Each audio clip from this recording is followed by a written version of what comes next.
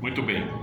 Há uns 10 ou 12 anos, quando eu ainda trabalhava para a Pontifícia Universidade Católica do Paraná, aqui em Curitiba, eu atuava no setor de biblioteca.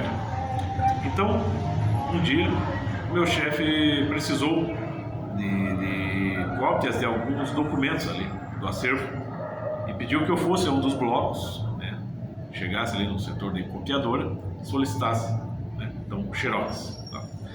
Lá chegando, né, deparei com um rapaz que se debruçava, né, estava debruçado sobre o balcão de atendimento do setor de xerox e, né, sem se importar se havia mais alguém ali precisando ali de ser atendido, conversava com um dos atendentes. Então eu meio que cortei a conversa, cheguei ali, solicitei as cópias, né, peguei a conversa andando e escutei ele perguntar a um dos atendentes, né, fazer 2 vezes a mesma pergunta a um dos atendentes. E a pergunta era a seguinte: você não acredita que depois de Nietzsche acabou a moral cristã?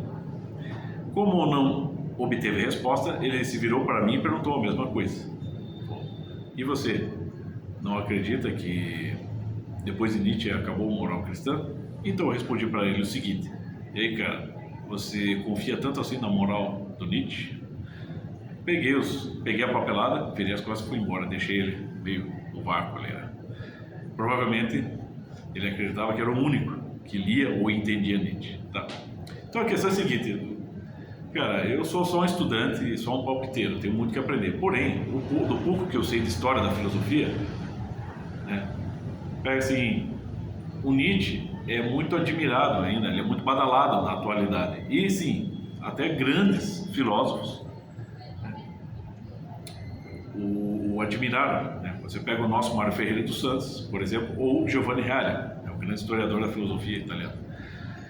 Porém, o que se percebe nesses 2 grandes filósofos e na admiração que eles têm por Nietzsche é que eles o consideram uma espécie de sintoma, né, uma espécie de arauto da decadência dos tempos modernos.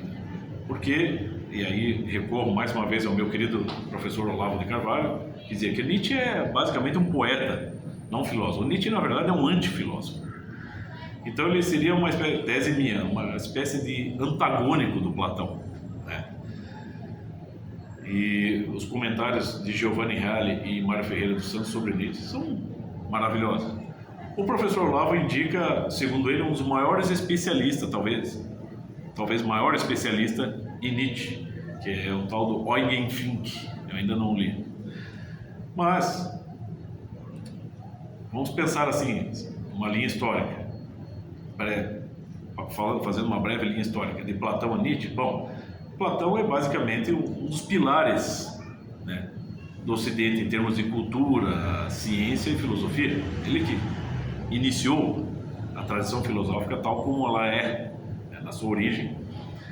E, né, ele não estava ali isento de todos os problemas de seu tempo.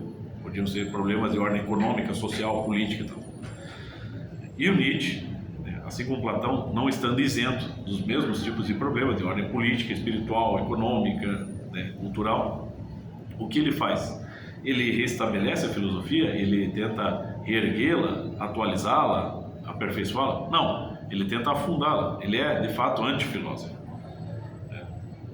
E ele, se você pega livros como esse aqui, né, por exemplo, né, Filosofia na Era da Trágica dos Gregos, ele basicamente se refere aos pré-socráticos. Ele, de certa forma, tenta ajudar a despersonalizar o homem moderno. Um dos livros mais famosos do Nietzsche, qual que é? Creio que seja o Zaratustra. Assim falou Zaratustra. E você percebe que o Zaratustra não é um personagem de carne e osso. Basicamente, ele é um ideal de ser totalmente impessoal, tanto que toda a narrativa se dá em terceira pessoa. Assim falou Zaratustra. Cada capítulo termina assim falou Zaratustra. Então o Zaratustra basicamente não existe. É um ideal que, né, é assim, há sentenças de sabedoria ali, mas, né, o problema é assim, será que o Nietzsche estava ali um tanto esquizofrênico quando as escreveu? Ou será que ele foi iluminado? A gente não sabe. Então passa uma sabedoria por ele, mas não parece que é o próprio Nietzsche que dá conta dessa sabedoria. Ele não é capaz de vivê-la e de aprofundá-la, simplesmente passou por ele, né? Porque, obviamente, passado um tempo, ele sofreu um colapso mental. Mas, para piorar, você tem ainda muitos professores de universidades, né, que adoram prefaciar Nietzsche, adoram, né, vamos dizer assim, pregar essa decadência, né, do Ocidente, sobretudo a decadência do cristianismo. Por isso, tipos como aquele ali que eu citei, né, um tipinho revolucionário, né, que adora pregar, né, tudo que seja contra o cristianismo, adere tudo que é contra o cristianismo, você entende? Então, basicamente, vamos dizer assim, excluindo aí da lista os grandes pensadores que souberam analisar Nietzsche e tirar um proveito do que ele tem a dizer, todo o resto é só assim, fetichista. É como os caras, pessoal aí do meu período lá de adolescência, os góticos, os darks, né? O cara ali, Edgar Allan Poe, Baudelaire, Rimbaud, assim, porque faz parte de uma esfera ali de cultura. Não porque o cara está interessado em entender, mas o Rimbaud não escreveu para fazer parte de um grupinho, ele escreveu sobre a experiência de vida dele, Edgar Allan Poe, Baudelaire, por exemplo. Mas, assim, eu pego Lovecraft também, mas muita gente acaba, né, criando um culto em torno de certos autores por um fetiche, porque o cara aborda, por exemplo, Lovecraft ou Edgar Allan Poe abordam a coisa na forma trágica, na forma do horror, né? Mas eles se referem ao universal, né? Mas esse povo aí, o povinho que, né, o cult, eles não conseguem perceber isso, então vira um fetiche. E eu creio que pelo Nietzsche ocorre o mesmo, então tem que cuidar com isso aí, né?